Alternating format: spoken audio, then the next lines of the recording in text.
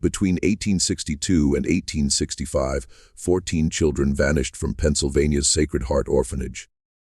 They weren't adopted or transferred. They simply disappeared from every record, as though they had never been. Irish Catholic children, bearing the distinctive scars of institutional life, speaking with thick accents, were suddenly seen working the farms of local Protestant families. When questioned, the stories of these families never aligned. Recently discovered letters exchanged between the Mother Superior and Philadelphia as bishop reveal a horrifying truth. These children weren't missing. They were sold. Before we continue with the story of Sacred Heart Orphanage, understand this channel isn't for everyone. Only for those brave enough to confront the darkest chapters of American history. If you're ready to uncover secrets that powerful institutions try to bury forever, hit that subscribe button and ring the notification bell. I want to know, comment below and tell me what state you're listening from. Are you brave enough to hear what really happened to those 14 innocent souls? Let's find out together. The truth behind Sacred Heart's missing children begins not with their disappearance, but with the desperate circumstances that first brought them to Pennsylvania's rolling hills. Lancaster County in 1862 was a patchwork of prosperity and prejudice. Its fertile farmland produced abundant wheat and corn that fed Union soldiers fighting the Civil War, making Protestant German and English farmers wealthy beyond their ancestors' dreams. But prosperity brought problems.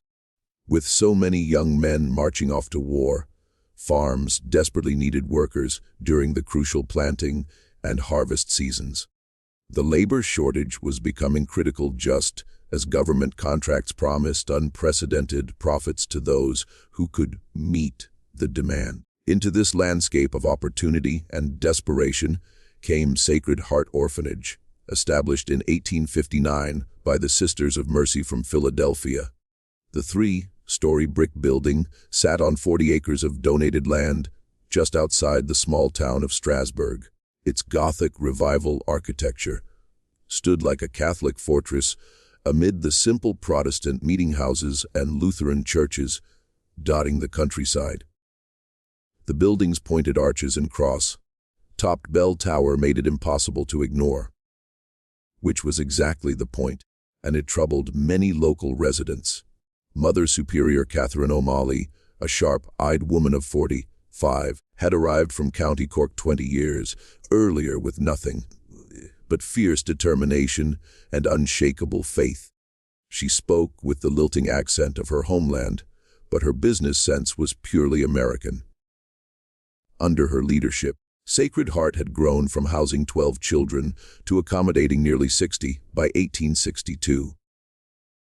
The orphanage took in Irish Catholic children from Philadelphia's overcrowded tenements, as well as the offspring of Irish immigrants who had died building the Pennsylvania Railroad through treacherous mountain passes to the west.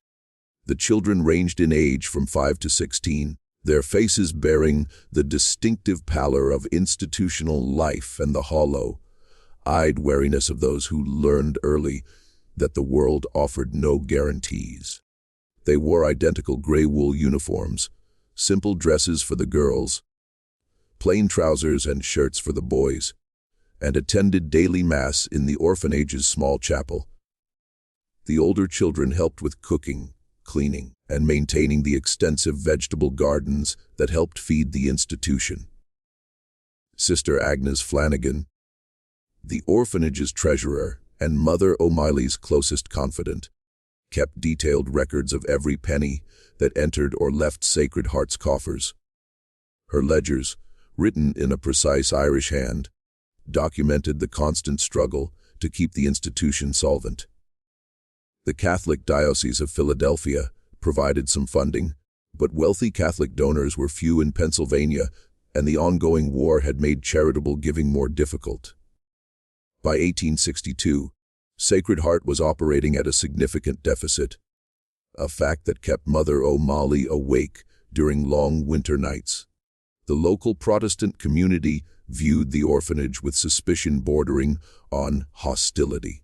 The Know Nothing movement had stirred up anti-Catholic sentiment throughout Pennsylvania in the 1850s, and the Civil War had done little to ease those tensions. Protestant ministers regularly preached about the dangers of papist influence in their communities, and local newspapers printed letters complaining about the orphanage's foreign children and their allegiance to Rome. Some farmers refused to do business with Sacred Heart entirely, while others charged inflated prices for grain and supplies. It was into this atmosphere of religious tension and economic pressure that Father Michael Brennan arrived in the spring of 1862. The diocese had sent him to serve as Sacred Heart's chaplain and to help Mother O'Malley navigate the increasingly difficult financial situation. Father Brennan was a different of priest. Ambitious, charming, and possessed of a merchant's eye for opportunity. Unlike the elderly Irish priest who had served the orphanage previously, Brennan had been born in Philadelphia and understood the delicate balance between Catholic principle and American pragmatism. At 38, Father Brennan cut an impressive figure in his black cassock, his dark hair always perfectly combed, and his shoes polished to a military shine. He spoke without an accent, having been educated at St. Charles Seminary in Philadelphia, and he possessed the rare ability to make both Catholics and Protestants feel comfortable in his presence. The local Protestant ministers found him surprisingly reasonable, and the wealthy German farmers discovered that he understood their concerns about labor shortages and wartime production demands. What none of them realized was that Father Brennan's understanding ran deeper than mere sympathy. He saw opportunity where others saw only problems, and he began to develop a solution that would benefit everyone involved, except, perhaps, the children of Sacred Heart Orphanage. The first sign that something was changing came in late May 1862, when Mother O'Malley announced to the staff that several older children would be placed with local families to help with spring planting. This wasn't unusual in itself. Orphanages had long arranged for older children to work as farmhands or domestic servants. But Sister Agnes noticed that the arrangements were being made personally by Father Brennan, rather than through the diocese's usual placement procedures. When she asked to see the paperwork, Father Brennan assured her he was handling all documentation himself to avoid burdening the diocese's overworked administrators.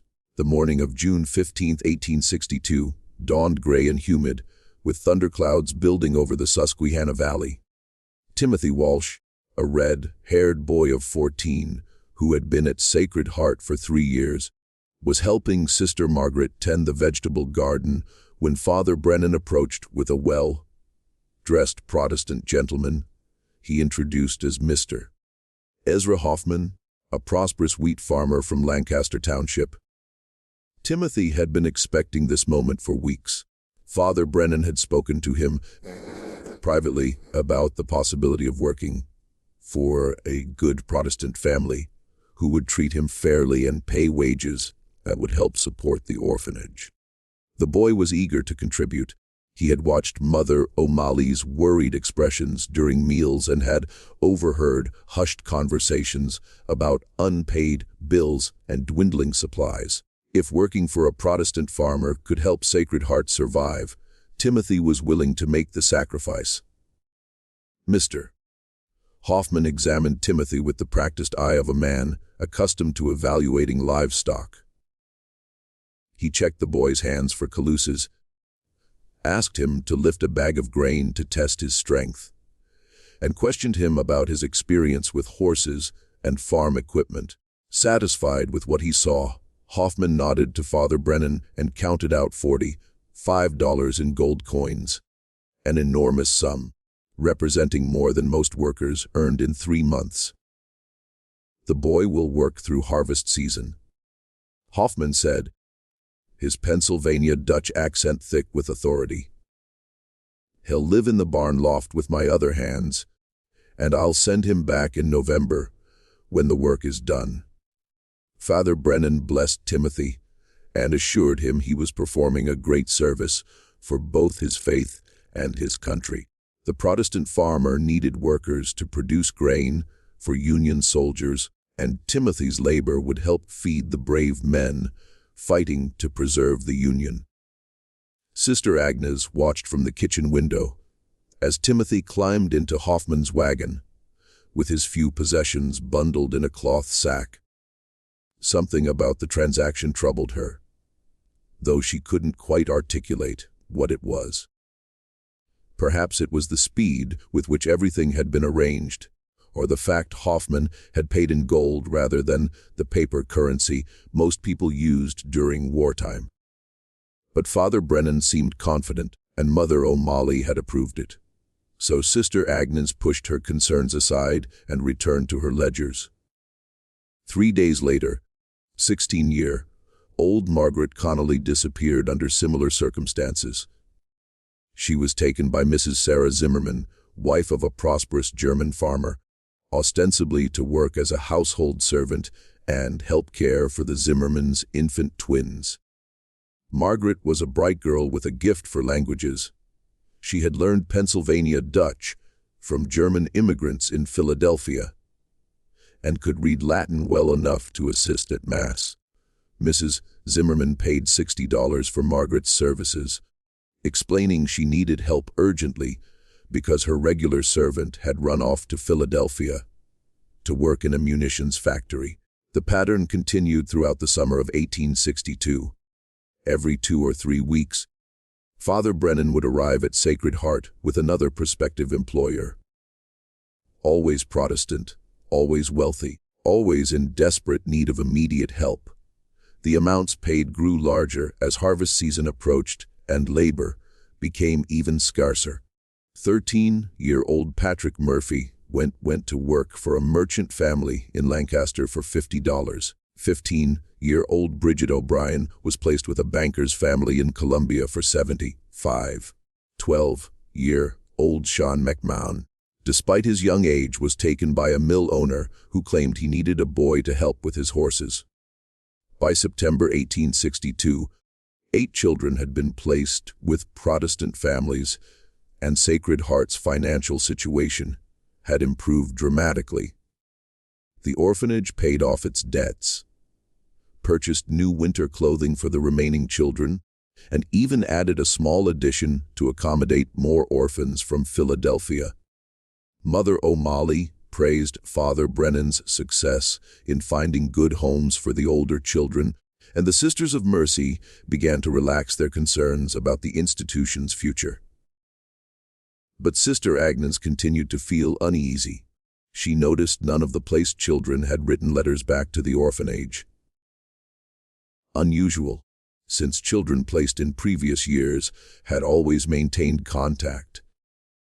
More troubling still, when she tried to visit Timothy at the Hoffman farm, she was turned away at the gate and told the boy was too busy with harvest work to receive visitors. The breaking point came on a cold October morning when Sister Agnes encountered Mrs. Hoffman at the Lancaster market. The woman was purchasing household supplies, and Sister Agnes approached to ask about Timothy's welfare. Mrs. Hoffman looked confused and claimed she had no idea what Sister Agnes was talking about. She insisted her husband had never employed orphans from Sacred Heart and that their farm workers were all local men exempted from military service due to essential agricultural work. When Sister Agnes pressed the issue, Mrs. Hoffman became agitated and suggested the sister was mistaken about which farm Timothy had been sent to. But Sister Agnes was certain.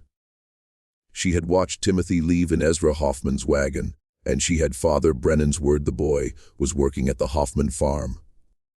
The contradiction made no sense unless someone was lying. That evening, Sister Agnes confronted Father Brennan in his small office behind the chapel. She demanded the truth about Timothy and the other children, and insisted on seeing the written agreements documenting their placements. Father Brennan was initially dismissive, suggesting Sister Agnes was confused and had misunderstood Mrs. Hoffman's comments. But when the sister threatened to write directly to the bishop in Philadelphia, Father Brennan's demeanor changed entirely. His friendly smile vanished, replaced by a cold stare that seemed to look right through her. "Sister Agnes," he said quietly, "you must understand these are complicated times. The war has created opportunities that good Catholics must be willing to seize for the greater good of our faith and our institution. Those children are safe and well cared for, and their sacrifice is ensuring Sacred Heart can continue to serve God's purposes." "What sacrifice?" Sister Agnes demanded. "What have you done with those children?" Father Brennan leaned back in his chair and steepled his fingers, considering his words carefully. "I have found them homes where they can contribute to the war effort while learning valuable skills from Protestant families who appreciate their labor. In return, these families have made generous donations to Sacred Heart that have secured our future. It's an arrangement that benefits everyone involved." But Mrs. Hoffman said what she needed to say to protect her family's privacy. Father Brennan interrupted. "The families who have taken our children value their discretion, and we must respect that. Some arrangements are best kept confidential, especially during wartime." Sister Agnes felt a chill that had nothing to do with the October weather. "Father, are you telling me you have sold those children?" The word hung in the air between them like a curse. Father Brennan's eyes narrowed, and when he spoke again, his voice carried an unmistakable threat. "I'm telling you, sister, that you have a choice to make. You can continue to serve God faithfully at Sacred Heart, focusing on your duties and trusting in the wisdom of your superiors. Or you can pursue questions that will bring nothing but trouble to this institution and everyone in it. The bishop sent me here to solve Sacred Heart's problems, and I have done exactly that. I suggest you remember where your loyalties lie." The winter of 1863 passed in an atmosphere of uneasy silence at Sacred Heart Orphanage. Sister Agnes continued her duties as treasurer, but the joy had gone out of her work. She studied the ledgers with new eyes, noticing patterns that had previously escaped her attention.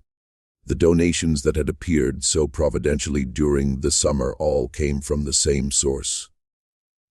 A vague entry labeled "Placement Services" that corresponded exactly with the dates children had been taken from the orphanage.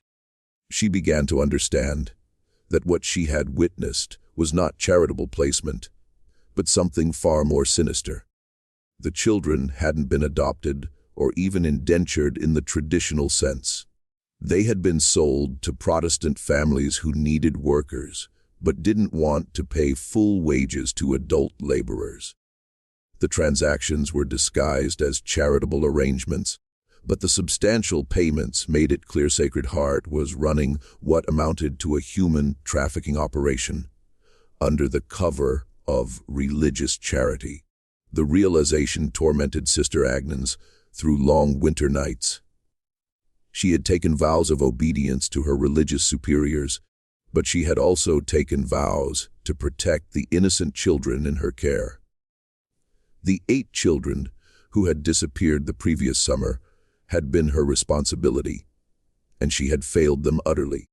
Their trust had been betrayed not by strangers or enemies, but by the very institution that had promised them safety and care. Mother O'Malley seemed genuinely unaware of the true nature of Father Brennan's arrangements. She spoke proudly of the orphanage's improved financial situation and praised the priest's success in finding good homes for the older children. When Sister Agnes tried to raise concerns, about the lack of correspondence from the placed children. Mother O'Malley dismissed her worries with the explanation that Protestant families often discouraged their workers from maintaining ties to Catholic institutions. "Those children are beginning new lives," Mother O'Malley said firmly. "We must trust God has guided them to where they need to be, and we must focus on caring for the children who remain with us." But Father Brennan was already planning to expand his operation. As spring approached, he began conducting what he called evaluations of the orphanage's children, assessing their physical condition, work skills, and temperament. He paid particular attention to children who had recently arrived from Philadelphia, newcomers who had few friends at the orphanage, and whose disappearance would be less likely to cause disruption. The priest had also begun cultivating relationships with a broader network of Protestant families throughout Lancaster County and neighboring counties. The success of his initial placements had created demand for more workers, and the approaching planting season promised even higher prices for healthy, trainable children. Father Brennan spoke of expanding operations to include children from other Catholic institutions in Pennsylvania, creating what he called a regional placement service that would benefit multiple orphanages while meeting the labor needs of Protestant farming communities. Sister Agnes realized she was witnessing the birth of a systematic trade in human beings, one that exploited both the desperation of Catholic institutions and the prejudices of Protestant employers. Catholic orphanages needed money to survive, and Protestant families needed workers who could be obtained more cheaply than adult laborers. Father Brennan had found a way to profit from both needs, while maintaining a veneer of religious respectability. The psychological impact on the remaining children was subtle but unmistakable. They had noticed the older children who left for placements never returned or wrote letters. Unlike children placed in previous years, whispered conversations in the dormitories revealed growing anxiety about their own futures. The children began to see reaching their teenage years not as a milestone toward independence, but as a sign they might be next to disappear. 10-year-old Mary Catherine Donovan, who had been particularly close to Margaret Connolly, began having nightmares about being taken away by strangers.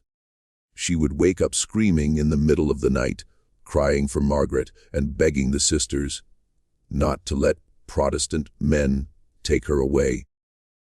When Sister Agnes tried to comfort her, Mary Catherine clung desperately and whispered, "They're not coming back, are they? Margaret and Timothy and the others, they're never coming back."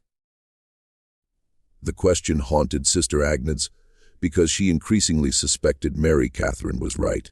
The children who had been taken weren't being trained for independence or given opportunities for better lives. They were being consumed by a system that valued their labor more than their humanity. And once they entered that system, they effectively ceased to exist as individuals with rights and futures of their own. As snow melted and the first signs of spring appeared in the orphanage gardens, Sister Agnes made a decision that would ultimately expose the full horror of Father Brennan's operation. She began keeping a secret record of every child placed, documenting names, ages, physical descriptions, and the families who had supposedly taken them. She also began discreetly questioning recent arrivals from Philadelphia about any siblings or friends who might have been at other Catholic institutions in the region. What she discovered confirmed her worst fears and revealed Sacred Heart's missing children were part of a much larger network of exploitation stretching across Pennsylvania and possibly beyond. In March 1863, as the Civil War entered its bloodiest phase, Father Brennan received an unexpected visitor who would ultimately unravel his carefully constructed network. Bishop Francis Kendrick of Philadelphia arrived unannounced at Sacred Heart, ostensibly to conduct a routine inspection of the diocese's rural institutions. But Sister Agnes quickly realized the bishop's visit was anything but routine. Bishop Kendrick was a stern, intellectual man who had risen through the church hierarchy by combining theological scholarship with administrative precision. He had been receiving troubling reports from other Catholic institutions across Pennsylvania, reports of children disappearing without proper documentation and suspicious financial windfalls coinciding with these disappearances. The pattern had finally become too obvious to ignore, and the bishop had come to Sacred Heart to investigate personally. Father Brennan received the bishop with elaborate courtesy, conducting a tour of the orphanage's improved facilities and praising the Sisters of Mercy for their dedication. He presented financial records with pride, explaining how his innovative placement program had transformed Sacred Heart from a struggling institution into a model of efficiency and sustainability. The bishop listened without comment, his pale eyes taking in every detail. But when Bishop Kendrick asked to see documentation for children placed with local families, Father Brennan's confident demeanor began to crack. He explained records were stored in a secure location in Lancaster and couldn't be retrieved immediately. He promised to have them available within days, but the bishop insisted on seeing them before his departure the following morning.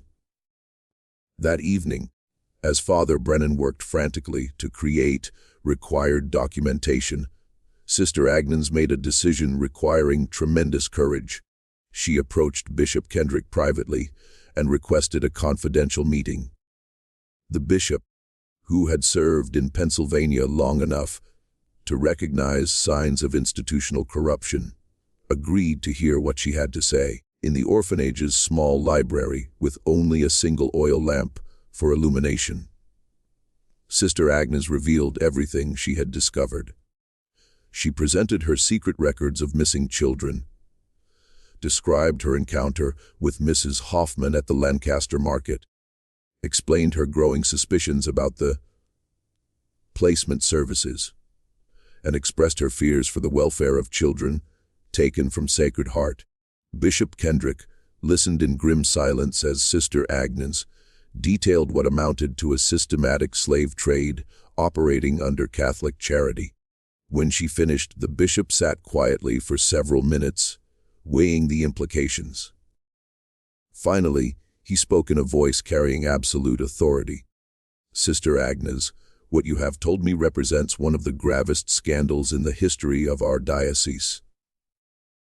If your suspicions are correct, Father Brennan has not only violated his sacred vows, but committed crimes against both church and civil law.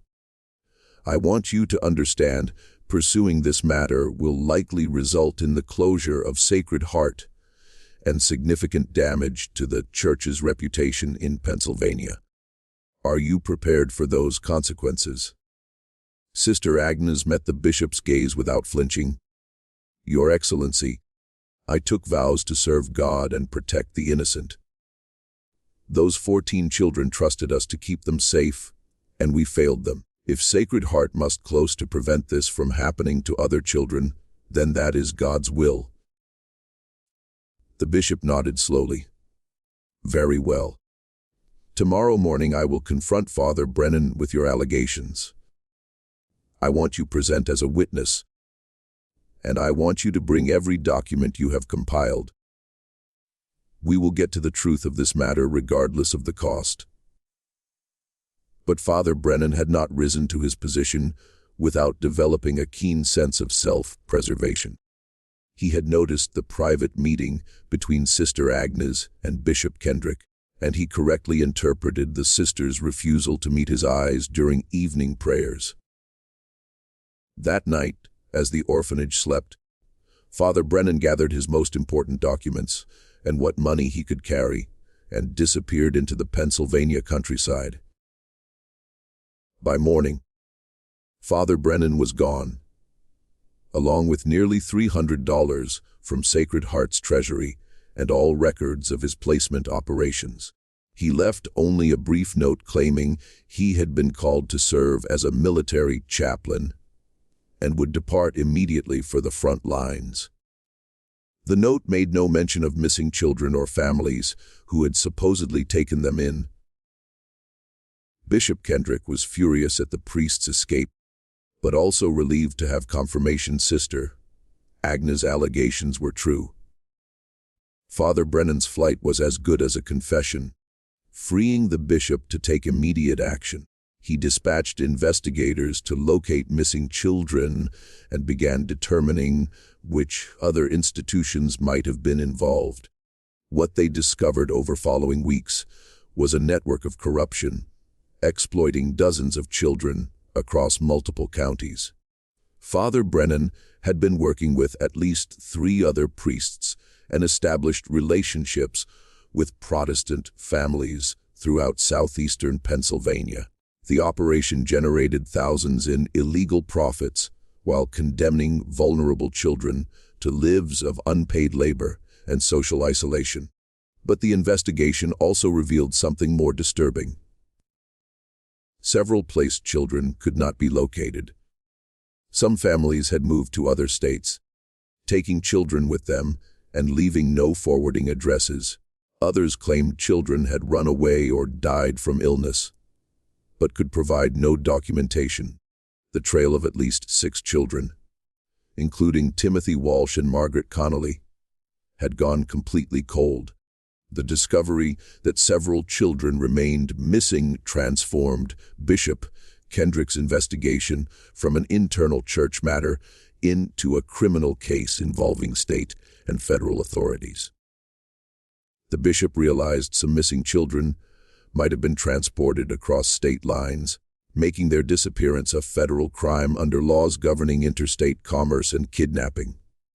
In April 1863, as the investigation expanded, Sister Agnes received an unexpected visitor, providing the first real breakthrough. Jacob Stoltzfus, a young Mennonite farmer from Lancaster County, arrived at Sacred Heart in obvious distress. He had heard rumors about the investigation and came forward with information he claimed would help locate at least some missing children. Stoltzfus explained his family had been approached by Father Brennan the previous summer about taking in a Catholic orphan to help with farm work. The Mennonites, as a peace church, had maintained neutrality during the Civil War, but also experienced severe labor shortages as their young men left Pennsylvania to avoid being drafted. Stoltzfus's father had been tempted, but ultimately declined because the arrangement conflicted with Mennonite principles about treating workers fairly. However, Stoltzfus knew other Mennonite families who had accepted children from Father Brennan and had growing concerns about their treatment. The Mennonite community was tight-knit and largely self-governing, but rumors circulated about families working orphan children like slaves and preventing contact with the outside world. "There is a family in our district," Stoltzfus told Sister Agnes and Bishop Kendrick, the Yoders, "who took 2 children from your priest last summer. A boy and a girl, Irish children with red hair. The boy would be about 14, the girl maybe 12. They work from dawn to dusk in the Yoder fields and live in a shed behind the barn. My wife has seen them at the creek when she fetches water, and she says they look afraid of their own shadows." Bishop Kendrick immediately dispatched investigators to locate the Yoder farm. What they found confirmed worst fears. The Yoder family had purchased 2 Irish children from Father Brennan, Sean McMahon, and his younger sister Ellen, taken from Sacred Heart the same day, despite Ellen being only 11. The children lived in conditions barely qualifying as human, sleeping on straw in an unheated shed, working 16-hour days without pay, forbidden to speak to anyone outside the Yoder family. They had been told Sacred Heart was destroyed in a fire and all sisters had died, leaving them no one to turn to. The Yoders threatened to turn them over to Union Army recruiters if they tried to run away, claiming Irish Catholic children were considered enemy sympathizers and would be imprisoned or shot. The discovery provided first concrete evidence placed children were held in slavery. But it raised terrifying questions about other missing children. If the Yoders treated children so brutally, what happened to children sold to families with fewer scruples or community oversight? The investigation took new urgency when Bishop Kendrick received a letter from the Catholic Diocese of Baltimore reporting similar disappearances from orphanages in Maryland. The letter described a network of priests selling children to Protestant families throughout the mid-Atlantic region, some transported as far south as Virginia and North Carolina.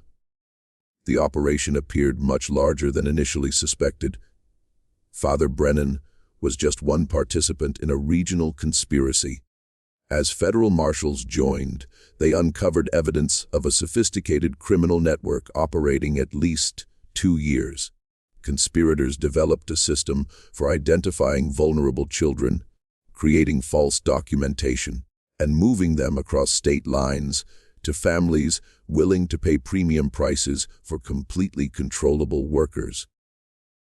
The network generated tens of thousands in profits while condemning hundreds to forced labor. But the most disturbing discovery came when investigators located a farm in Chester County where 3 former Sacred Heart children had been found dead under suspicious circumstances.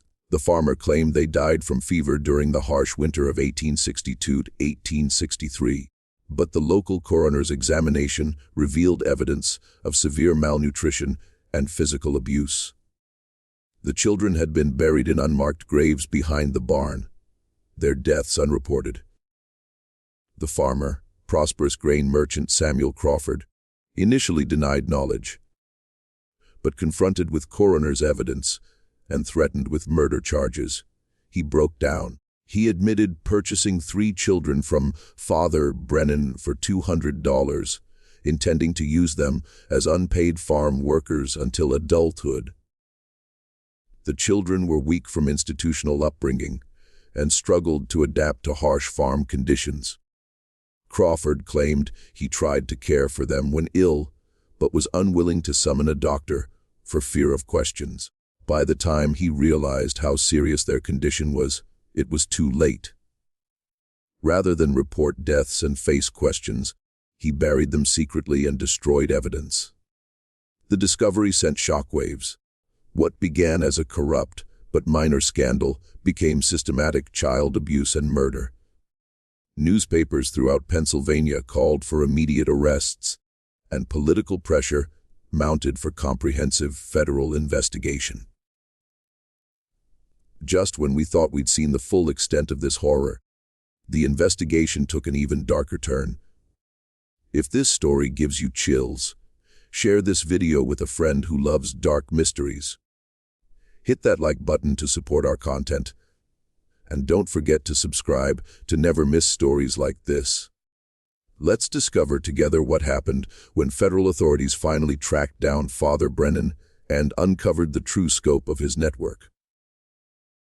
Federal marshals located Father Michael Brennan in October 1863 at a Union Army camp near Gettysburg, where he served as a chaplain under an assumed name. The priest had grown a beard and claimed to be Father Patrick Murphy from the Diocese of Boston. But his distinctive Pennsylvania accent and knowledge of Latin liturgy betrayed him. Confronted with evidence, Brennan initially maintained innocence, claiming he provided valuable service to both the Catholic Church and Protestant families needing workers. But evidence was overwhelming. Federal investigators documented at least 47 children sold through his network across Pennsylvania, Maryland, and Virginia. Financial records showed Brennan and collaborators generated over $15,000 in profits. an enormous sum, more than most Americans earned in a decade. Under intense interrogation, Father Brennan confessed to the full scope. He revealed the network was his creation, born from observing Protestant families willing to pay substantial sums for completely controllable workers. He convinced other priests to participate by arguing profits would help struggling institutions survive wartime economic pressures. The children, Brennan explained with chilling matter of factness, were selected based on age, physical condition, and social isolation. Older children who could perform heavy labor commanded highest prices. Younger children sold to families needing domestic servants or lighter agricultural work. Children with no relatives or friends outside institutions were preferred because disappearance was less likely noticed or investigated. These children had no future anyway. Brennan told interrogators with stunning callousness. They would have spent lives in poverty, probably dying young from disease or industrial accidents. At least this way they served a useful purpose and contributed to survival of Catholic institutions, helping other children. The priest's confession revealed locations of some missing children, leading to rescue of 11 more former Sacred Heart orphans found working on farms across 3 states. But 6 children, including Timothy Walsh and Margaret Connolly, remained unaccounted for. Some had been sold to families who moved west, taking children to territories with limited federal jurisdiction. Others were sold to families claiming children died or ran away, but providing no credible evidence. Investigation also uncovered evidence several children were sold to families with no intention of treating them as workers or servants. 3 sold to a wealthy Philadelphia merchant kept them as personal servants in his mansion, forcing unpaid work while forbidding outside contact. 2 sold to a Virginia plantation owner used them as laborers alongside enslaved African Americans, creating a grotesque situation where Irish Catholic children were held in conditions identical to chattel slavery. Most disturbing was discovery some children were sold for purposes beyond labor exploitation. Federal investigators found evidence at least 3 sold to buyers specifically seeking young servants for what documents euphemistically described as personal service. Reports, sealed by court order and classified over a century, suggested some missing children sold into sexual slavery. Full horror became clear when investigators realized Father Brennan operated what amounted to a catalog system for child trafficking. He maintained detailed records of available children, including ages, physical descriptions, work skills, and temperaments. Prospective buyers reviewed records and selected specific children meeting particular needs, prices varying based on child's age, health, and capabilities. Mother Superior Catherine O'Malley, confronted with evidence of what happened under her authority, suffered a complete nervous collapse. She genuinely believed Father Brennan helped place children in good homes. Revelation she had been unwitting accomplice to child trafficking destroyed her mentally and spiritually. Removed from position, she spent remainder of life in a convent infirmary, never again speaking coherently about her time at Sacred Heart. Sister Agnes, despite efforts to expose conspiracy, consumed by guilt over failure to act sooner. She suspected something wrong from beginning, but obedience to religious authority prevented decisive action until too late to save most children. She left Sacred Heart shortly after Yoder investigation concluded, spending rest of life working with freed slaves in the South, seeking redemption through service to other trafficking victims. Trial of Father Brennan and collaborators became one of the most sensational criminal cases of Civil War era. Federal prosecutor charged them under newly passed laws against interstate trafficking in human beings, arguing crimes comparable to slave trade the Union fought to abolish. Defense attempted portraying defendants as misguided religious officials trying to help children find better lives, but evidence of systematic exploitation and abuse overwhelming. During trial, testimony from rescued children revealed full extent of trauma. Sean McMahon, boy found at Yoder farm, testified forced to work 18-hour days during harvest and beaten with leather straps showing exhaustion. Ellen McMahon described sleeping in unheated shed during winter, sometimes waking to find ice on her blanket. Others testified being forbidden native language, denied medical care when ill, threatened with violence trying to contact former caretakers.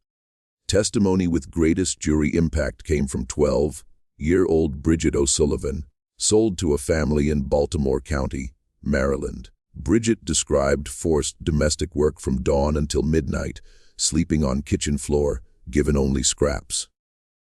When she tried to run away, captured and locked in root cellar 3 days without food or water. Family told neighbors she was slow-witted distant relative requiring constant supervision, preventing questions. Father Brennan showed no remorse. Given opportunity to address court before sentencing, he delivered lengthy speech justifying actions as necessary for Catholic institution survival during wartime. He argued Protestant families purchasing children provided opportunities for useful work and Christian instruction never received in Catholic orphanages. He claimed only regret not helping more children find productive lives outside institutional system. Jury deliberated less than 2 hours before guilty verdicts on all charges. Father Brennan sentenced to 20 years federal prison, collaborators 5 to 15 years. Judge delivering sentences described crimes as betrayal of everything civilized society holds sacred, expressing particular outrage at exploiting religious authority to commit most heinous form of slavery. A Sacred Heart Orphanage never recovered. Catholic Diocese of Philadelphia closed institution in 1864, transferring remaining children to other orphanages. Building sold to Protestant denomination and converted into seminary, but venture failed within years. Local residents reported building seemed cursed, strange accidents befalling anyone trying to operate school or religious institution on site. For decades after scandal broke, investigators continued searching for 6 never-found children. Timothy Walsh reportedly seen working on Ohio farm in 1867, but by time authorities arrived, family moved leaving no trace. Margaret Connolly allegedly spotted as servant in wealthy Virginia household, but disappeared again before contact. Other 4 missing children, Patrick Murphy, Bridget O'Brien, and 2 younger children names deliberately obscured, vanished into vast anonymity of post-Civil War America. They may have been moved repeatedly, identities changed, histories erased. They may have died from overwork, abuse, or neglect, deaths unreported, graves unmarked, or survived to adulthood, forever carrying trauma of childhood exploitation, but unable to return to stolen lives. Psychological impact on rescued children profound and lasting. Many struggled with severe post-traumatic stress disorder, nightmares, anxiety attacks, difficulty forming trusting relationships with authority figures. Several ran away from new institutions, preferring streets over risk of betrayal again by religious authorities. Scandal far-reaching effects on Catholic, Protestant relations in Pennsylvania and throughout United States. Protestant communities, previously suspicious of Catholic institutions, now had concrete evidence supporting fears about papist corruption and foreign influence. Catholic leaders struggled rebuilding trust with congregations and broader American public. Case became rallying point for anti-Catholic sentiment persisting well into 20th century. Federal authorities used Sacred Heart case to justify expanded oversight of religious institutions and stricter enforcement of laws governing treatment of children in institutional care. New regulations required detailed documentation of placement arrangements and mandated regular inspections of families taking in children from orphanages. Reforms helped prevent similar large-scale trafficking operations, but too late for 14 disappeared from Sacred Heart. Question of what happened to missing children continued haunting investigators. Federal Marshal James Crawford, leading initial investigation, spent years following rumors and alleged sightings but never found conclusive evidence. In final report filed 1870, Crawford wrote, "The trail of these innocents grown cold, and I fear truth of their ultimate fate may never be known. They were consumed by system valuing labor more than humanity, and paid ultimate price for our failure to protect them." Sister Agnes' secret records, instrumental exposing conspiracy, preserved by Diocese of Philadelphia, eventually deposited in Pennsylvania State Archives. Researchers examining documents struck by meticulous care recording each child's name, age, personal characteristics. Notes revealed woman genuinely loved children in her care, tormented by inability to save from exploitation. Most haunting entry notation beside Timothy Walsh's name: red hair, freckles, scar on left hand from kitchen accident.